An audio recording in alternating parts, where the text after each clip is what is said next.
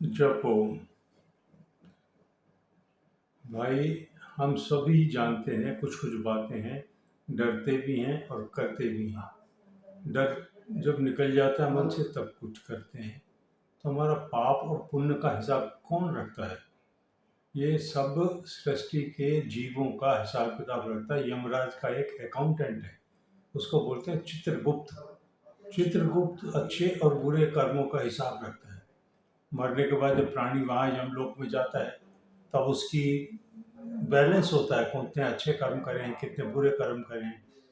तो उसके हिसाब से उसको अच्छा बुरा दंड या जो राजभोग जो भी है, स्वर्ग और नरक का परिणाम वहीं से निकलता है। तो हम चित्रगुप्त को ऊपर क्यों छोड़े भाई? वो तो जैसी इच्छा होगी लिखेगा, जैसे इच्छा होगी करेगा। तो हम अपने कर्मों का हिसाब खुद भी दे सकते हैं। हम अपने आप को मन समझें, हम अपने आप को मन माने। तो हम मन मानते हैं तो मन के अंदर जो सारी चीज़ें एंट्री होती हैं, अच्छाई भी मन करता है, बुराई भी मन करता है, पाप भी मन करता है, पुण्य भी मन करता है। तो हम सब पाप कर्मों से बच जाएंगे। हम अपने आप को अगर मन मान के चलेंगे, पाप कर्मों से बच जाएंगे। कहीं भी कुछ करने से भी मैं तो मन हूँ। हमने किसी कोई गलत चीज़ देखी, मैं तो मन हूँ भाई, मैंने वो वहीं देख के भी अनदेखी कर दी। तो ये हमारे पुण्य के अंदर पॉजिटिवनेस हो गई, सहयोगी हो गई।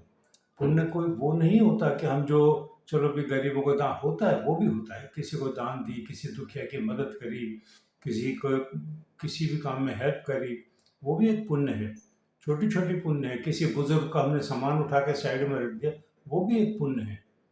तो ये छोटी छोटी तुच्छ तुच्छ बातें सब पुण्य कर्म में एडिट होती हैं। और जो बचती क्या है, पाप कर्म की बातें। हमने किसी को तिरस्कार किया, किसी को झाड़ दिया, चाहे हमारे परिवार का हो, बाहर का हो, कहीं और हो, किसी से हमने उल्टा बोल दिया, गलत बात बोल दी, तो वो भी एक भैया पाप कर्म में शामिल हो जाता है। तो हमेशा अपने आप को बैलेंस करके चलो। बैलेंस मतलब है हमने जो देखा, ठीक है, अच्छा है बुरा है, जो भी देखा एक साइड करो उसको। हमने जो सुना उसको भी बैलेंस कर लो। किसी की गलत बात मत सुनो, किसी की चुगलियाँ मत करो, किसी के साथ ठगबाजी होती है। बहुत से लोग देखा हूँ, सुना हूँ मैं, तो छोटी छोटी बात के लेके ना लपेट के, चाशनी में लपेट के बोलते हैं उस बात को, तो वहाँ होती है वो ठगबाजी।